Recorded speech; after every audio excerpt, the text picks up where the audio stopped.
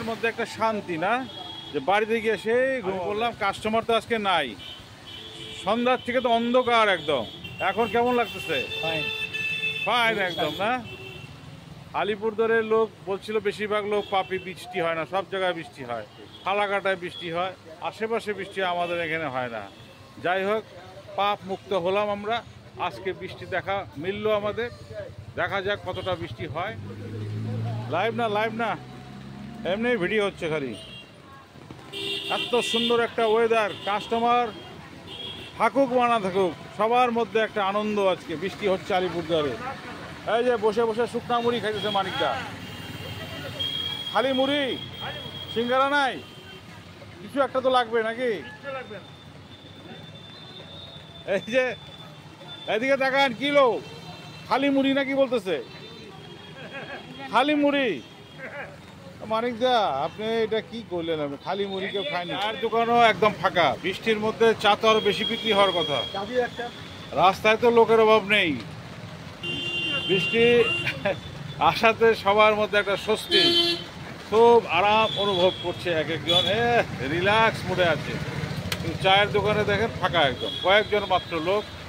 এখানে সবসময় হাউসফুল থাকে, সবসময় এই চায়ের দোকানে হাউসফুল থাকে।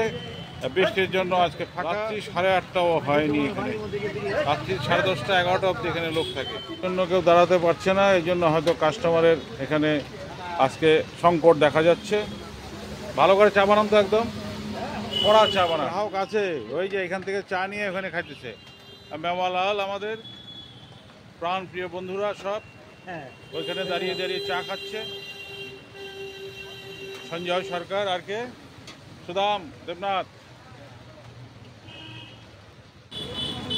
সুদাম, এখানে তো ফাঁকা, আমি কাস্টমার কই? কয় ওইখানে সব কাস্টমাররা সব এখানে দাঁড়িয়ে দাঁড়িয়ে চা খাচ্ছে।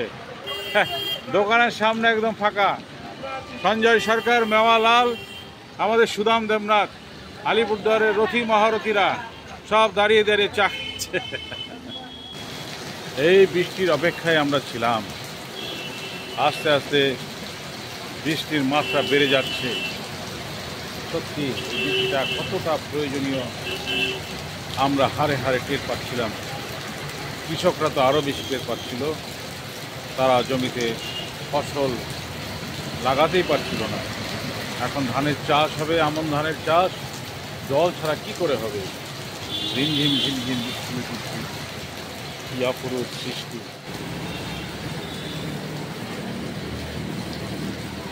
টাইম পাস করতেছে, কেউ মুড়ি খাচ্ছে, কেউ আবার গালে হাত দিয়ে বসে আছে। বৃষ্টির পরিবেশটা আপনাদেরকে দেখিয়ে দিলাম। আজকের মতো এই ভিডিওটা এখানে শেষ করলাম। ভালো থাকবেন, সুস্থ থাকবেন। আগামী ভিডিওতে আবার আপনাদের সাথে দেখা হবে। টাটা।